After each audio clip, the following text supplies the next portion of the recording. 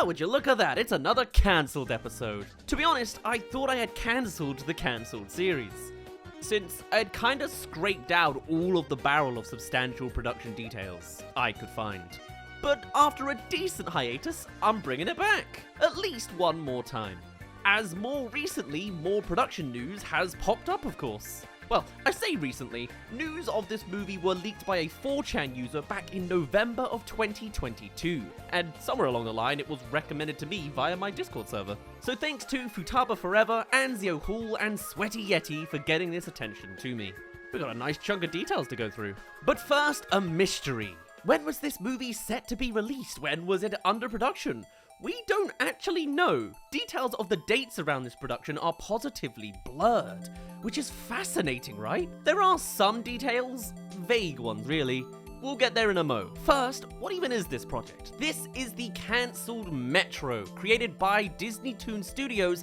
This was set to be a Trains spin-off in the Cars universe. We got planes, so why not trains as well? Really gunning for that Thomas the Tank Engine and Tugs vibe. Now, we don't really have news over when this production officially started, as it was off the books. No public announcement of this movie was ever made, but we do know the history of DisneyToon Studios. They have popped up a handful of times in past cancelled episodes, but it's understandable if you've forgotten over the months. These guys are known for their direct-to-DVD sequels. Think, well, every 2 and 3 at the end of a Disney classic. Though that doesn't necessarily paint the full picture, as they are not at all bad. Sometimes they made equally investing sequel movies like Lilo and Stitch, Stitch Has a Glitch, Lion King 1.5, and an extremely goofy movie, which they got to make because they are the guys behind a Goofy movie. This secondary Disney production team are also the people who made Planes 1 and 2. Suddenly Trains makes a lot more sense for them. They're not directly Pixar,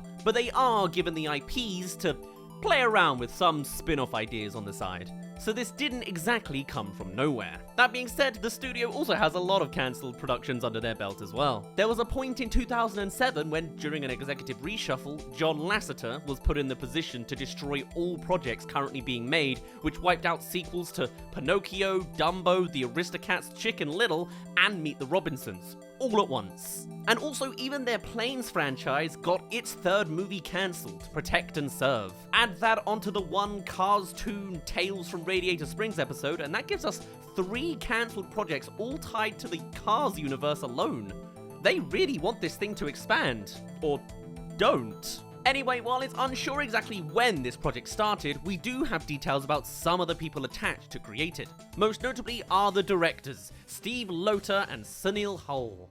Now, if you don't recognize these names and faces, don't worry, I'm also pretty bad keeping with names despite doing so many of these. But you do know their work. Steve Loter, for a start, is a major director for all sorts of iconic nostalgic TV. He was the director for all of Kim Possible, as well as Buzz Lightyear of Star Command and American Dragon, all kind of the underrated cartoons of that era, adored by those that saw it, but not seen by everybody, you know? And next to him at the table, you have Sunil Hall as co-director and head of story. Now, this guy is the creator behind The Mighty Ones recently, as well as directing the Monsters vs. Aliens TV series, being the storyboard artist to Gravity Falls, and having the both of them work on The Penguins of Madagascar, Snort About Mort. I clearly do not know the full scope of the Madagascar franchise. Still, these are the two at the top of this production, and both of them had some words to say about the project after being poked about it a little on Twitter and other sources. With Steve Loter describing the story as a cross between a specific Walter Hill film from the 70s and a specific Scorsese film from the 80s. That is a weird prompt, but it tells us a heck of a lot of the format for this movie. See, the Walter Hill movie in question is The Warriors, and the Martin Scorsese film is After Hours. Here are their details to get a better understanding of how this Trains movie may have rolled out. The Warriors is a 1979 action thriller about gang members in New York City. Essentially, our protagonist gang squad, the Warriors, are framed for the murder of the most powerful gang leader and are on the run all the way back to their home territory on Coney Island as other gangs try to take them down mid-transit. They're run down by a modified school bus, they board an elevated train, there's a building fire on the tracks, they meet low hierarchical gangs while on foot, chased by police, board a subway car, brawl other gangs, there's an undercover cop at one point, they're lured in by a group and ambushed, reach their destination, fight the real murderer, and win despite them bringing a gun. Their name is cleared and they end with In the City by Joe Walsh being played over the credits. Essentially, it's a chaotic, on-the-run through New York type story. After Hours, meanwhile, this one's a wild ride. It's all about one guy, Paul, who just finished after a boring day at work. He then goes on to meet someone called Marcy at a cafe, follow up their advice and goes to buy a paperweight at an apartment, taking a cab but losing their dollar bills to the wind. At the apartment is sculpture work, like one shape reminiscent to The Scream. They scarper out and attempt the subway home but can't afford it because the fares just went up at midnight. They go to a bar and learn that there are burglaries about. The bartender offers money for the subway but can't open the cash register, so gives Paul the key to go to their apartment to grab the keys to the cash register. Paul does so and witnesses a burglary, saving the sculpture he saw before, and then returns to the very first apartment. Then they see that Marcy has died and reports the death, then goes back to the bar, but it is locked and Paul has to wait another 30 minutes, where he goes to another girl's apartment and rejects her advances, goes back to the pub and a group of punks attempt to shave him a mohawk.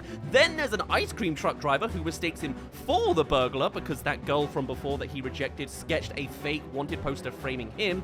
He goes back to the club and asks a new girl to dance and for advice. She molds him into a papier-mâché sculpture in order to hide from the mob. The mob appears and then leaves because they don't spot him, and she then refuses to let him out, so he hardens into the sculpture looking like The Scream. Then the burglars come back, they steal him thinking that they're stealing the same sculpture from before, they drop him out of the back of their van in one sharp turn and Paul crashes out directly outside of the front gate of his office building at sunrise. Good morning, his computer screen says. We've come full circle. So like, just imagine all that, but with a train, and you're basically there. What a dark comedy. It sounds like some sort of Kafka production. From these two movies, you can very much sketch in a picture of the vibes. It's a chaotic New York, with our protagonist steaming from place to place, all across one eventful night. Sounds like a fun prompt. And what's more, there's a cheeky little creative choice that I think could have really elevated this movie. As quoted by Steve Loter, I can't talk too much about it, but I can tell you some fun facts. Most of the film would have been real time with no time jumps. We had full access working with the MTA, that's the Metropolitan Transportation Authority, they're responsible for the real public transport of New York City. It would have been great, he says. Yes, this whole 2-hour movie would have been across a direct 2 hours of story. That's a pretty intriguing idea, huh? As well as a cover of Stevie Wonder's Living in the City as the end credits song. I'd suggest listening to Living in the City for yourself, since I clearly can't play it here for copyright reasons, but I do have Living in the City from Sonic R, so that'll have to suffice. So with the foundation built about as best as it can be, let's do a direct dissection of the concept art, shall we? This was leaked anonymously in November of 2022 and subsequently deleted as a thread, but now it's archived on Lost Media Wikis. So let's consume! Starting off pretty simple, we have From the World Below Cars, Disney Metro. This is one of a few commercial images we have of the project, and it's pretty simplistic. No protagonist, no specifics, it's a teaser image, presumably telling us it's more so about the subway element than the overground, though I imagine we'll be getting a healthy dosage of both. Ironically, with nary a train in sight. Perhaps it's a link more to cars, or because cars can be involved too if everyone goes underground anyway. Car parks and actually using the subway and all that. Is it like a steam line of Max? Cars within cars, but trains? I guess we'll see if the artwork will answer all of that. Next up, a pretty smug-looking chap. Yes, he is our protagonist, enjoying the life down under. It may be a little grimier with some graffiti as a defining trait, but it's beyond the cars. And an M on his forehead likely connects to both Metro and his actual name. I'll call him the Paul. Moving on to an action shot, it's an event of the film, pushed forwards by a bigger train, and judging by that face, it's not an accident. The Pool is under attack. Oh, this is serious After Hours vibes. I thought this was like training at first, but no, this is a bar. Chief over here with another M on his head is serving drinks, while Mapool is surrounded by much bigger machines of all sorts of personalities. Look, that's Thomas's distant cousin back there. Where is his face? And look, their drinks are on little handcars. And next shot gives us practically a town for trains, with a pawn shop, check cashing, and a place called Bent Rail. Though there are cars here too, I think that guy is an arm barrier. He seems to enjoy his job. And here it is in color. Same barrier again, and same face too, though maybe more malicious this time than before. Maybe they're a pest, always trying to pick on Mapool instead. He's not too happy as he returns to the Bent Rail anyway, and even big guys look a little judgingly. But this place is the bar, I imagine. See, they have oil on tap. More! We got boilerplates, signal, lager, I think the bartender greeting Mapool at the door, and a drunk carriage leaning up against an old schooler that legit just doesn't have a face. I thought maybe last time it was because they were at the back of the artwork, but no. There might just be trains with no faces in the Cars universe. Every installment breeds so many more questions. Haven't done this in a hot minute, but you're halfway through the video, so come subscribe if you haven't already. Or better still, give us suggestions if you know any other cancelled projects with substantial assets to dissect. Or check out the old playlist, there's a bunch. Here's my most recent ratio of unsub viewers, so I'm calling out to you. Oh wow, and now we're in the thick of it. I imagine this is several beats blended into one shot, passing by a train station, aiming for Canal Street with a specific time code to the real-time element. Gang members, down at the bottom, coming out of the world of Mad Max and bringing a clown along with them. Is it a clown gang and a punk gang? Or am I just reading a Twisted Metal reference out of this? You've also got the police getting involved alongside too many tires, car hairstyles, a truck of some product, and a giant van down here scraping up the lighting. And on the other side, it's paparazzi witnessing an assault. It's an ice cream truck, set alight and flying out the window. That's no coincidence. But do you think that's a future rival attacking Mapool, or the crime scene that pins Mapool in the first place? Fascinating all around, this piece of artwork. Here's an artsy shot of New York, bustling, yellow cabs, high rise, and down to some peace again. This shot feels a little more investigative, with Mapool and this cleaner cart checking out whatever's later down the tunnel. Ominous and grimy, and probably the calm before the storm. Mapool looks way too relaxed at the moment. Here's M80, the cause for some of the graffiti work, and Mapool shadowed on the wall. Huh, nice. Everyone in this stopping point has numbers for foreheads. Mapool really has main character design syndrome, huh? And is that V symbol a corporation? Like the front of a car, maybe? Here's a display of Cars New York. The city designs from this franchise can be quite enthralling, and it's no different here. With axles, a giant headlight window, giant X, and Del & Co. Some smiley relevant dude. And whatever this is supposed to present. Ooh, a tower made of tires, cool. Engine building topper, and some access for trains way down there. Okay, this is a weird one. This is a sentient diner. Not because buildings are alive now in this universe, but because some diners are literally repurposed train carriages. What? I've been to comedy venues built out of scrap metal rooms like this. Does that mean that they are sentient in the Cars world? Still, we're now out somewhere rural. The tale takes us much further than just Coney Island. Though, isn't it kind of horrifying to have train tracks that lead straight to your face? I feel like I would live in constant anxiety that someone turns wrong. Regardless, they serve pie. Genuine ally or a seductive betrayal? Those edgier movies are our inspiration after all. Then again, here's Mapool. Fittingly small and awfully jitty. Metro Ruffs. Is his name just literally Metro? I'm sticking with Mapool, thanks. Here's some more. Jump scares literally hop him off of the tracks. That's a safety hazard. And some more. What a big mouth he can have. Also, he literally has the MTA logo on his side, keeping things official and tied to the real world. Nice. Ooh, I love this. It's another commercial poster idea. Really sweet. I guess sticking on the theme of movie names just being the name of their protagonists. I guess that's exactly what this is. Very cool, very nice. Give me a London Underground poster and it's a 10 out of 10. Huh, I guess at some point this project was real close to a public announcement. They have some serious thought put into them. And the logo design for Metro is pretty in place. Don't spread, no karate, don't be long, we discriminate against limos here. No unloading, don't smog, and don't pee. Alright then. Love the face of the guy being chopped. More Mapool out in the calm day air. I think it's kind of clear that everything goes to hell overnight, so daytime is looking pretty chilled comparatively. Yeah, there's a kind of hellscape underbelly to New York when the sun goes down. This image featuring a monster truck-like beast, also with the Metro M, devil cars, which I think we see in Cars on the Road, and a symbolic furnace to be fearful of. Very cool. Or is it meant to literally be a sentient factory? That'd be freaky. Meanwhile, here's Mapool under scrutiny from a collective of peering trains. Not quite running away from them, but they're clearly looking down on him as he traverses the graffitified underpass with fire art and F-box? Ooh, and this is Grand Central Terminal. I only recognize it because of Madagascar. What a nice reimagining, and clearly a point of interest. M80, doing no good, and being called out for it. The cheeky little guy is on the run from the police, same one as earlier I think, in front of loaders that Mapool symbolically will get involved in at this story beat. Happening during sunset, so this could easily be early days in the plot before everything goes badly for Mapool. That's not Mapool, but it is a classic New York subway train, and an Axle trucker, world building. Just a great piece of grimy art. And some more with our subway train having an R on his head, which stands for Ray, short for rail. Still, more Axle, proper point of interest that, Wigwag and Signal Hotel. It's like, but they already have Signal Lager, don't they?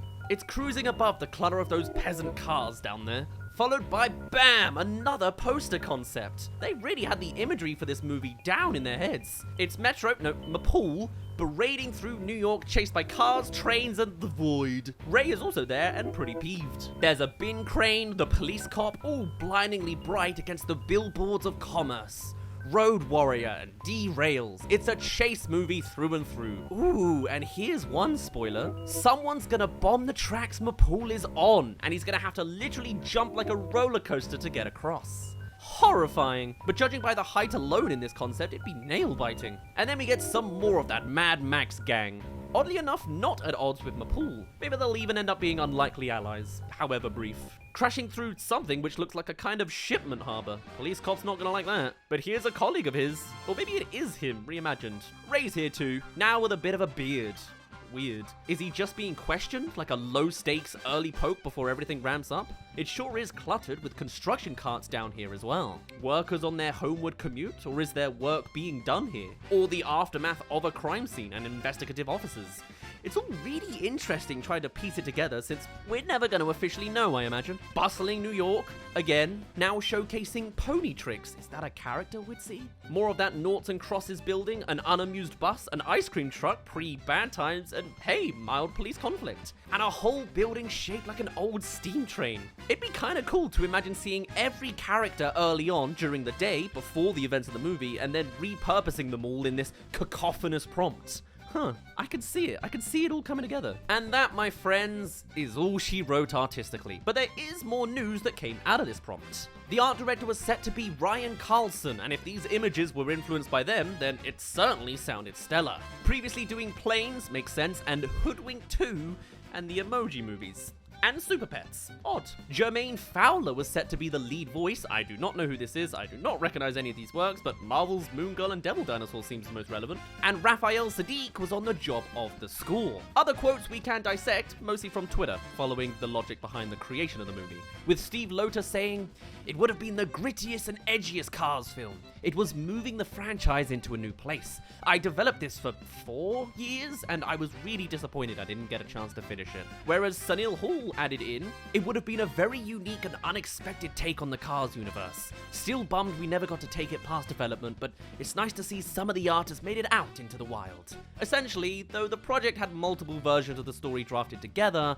by the time it was cancelled, they actually had a script, as Sunil Hall had come onto the film by then. And from the sounds of their new take, it's a slightly grimmer sense than the upbeat spy elements of Cars 2. It would have been dark and dreary. A real shock to the system of an idea, but so enticing, right? Or as a fan put it, in a world of sentient vehicles, the existence of the train must be some kind of existential nightmare. They are prisoners of their tracks, forced to travel the same routes day after day, fully aware of their situation for their entire lives, with no hope of escape. To which Sunil responded, "Yeah, we totally leaned into this." Steve wasn't afraid of exploring the darker implications of what a train's life would be like. We were gonna get nightmare fuel Thomas the Tank Engine, baby! So why was this production cancelled in the first place? When was it cancelled? Well, it's not entirely clear, but we did get a murmur of when it was supposed to release. As Steve says himself, I think 2021?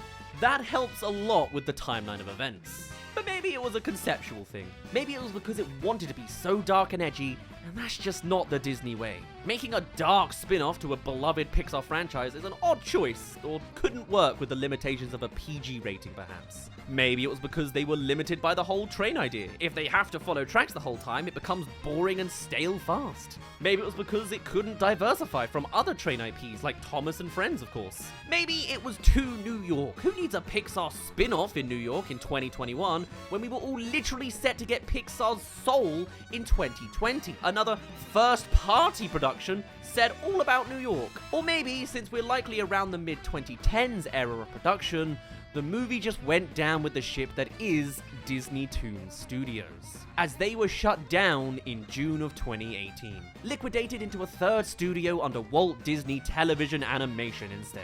Whatever the real reason, I think it's a damn shame. It sounds like it was pushing the boundary a little bit with a strong idea and crystal clear vision. It was just the wrong place, the wrong time. Steve Loter would go on to executive produce The Ghost and Molly McGee, and Marvel's Moon Girl and Devil Dinosaur, hey, with Jermaine Fowler. And we already know Sunil Hall created The Mighty Ones. Is there any chance of this movie coming back? Well, they're clearly tight-lipped about it, but the Cars universe sure does like growing sprouts wherever it can. And it turns out, yes, there is a bit of a loophole to all of this. As Steve himself puts it, oddly enough, if I owned the story, I could make it as a live action without the vehicles being the characters. So who knows? That was Disney's cancelled Trains spin-off, and all the assets I could find. Every other source was too busy talking about the other cancelled Metro production, as in Metro 2033, and how they were trying to Americanize a clearly Russian story, but maybe we'll save that for another time. I'd love to hear your suggestions, or better ideas on how this story was meant to go together. For now though, I'll end it off here. My name's been Daz, you didn't really care, and I'll see you in a little bit.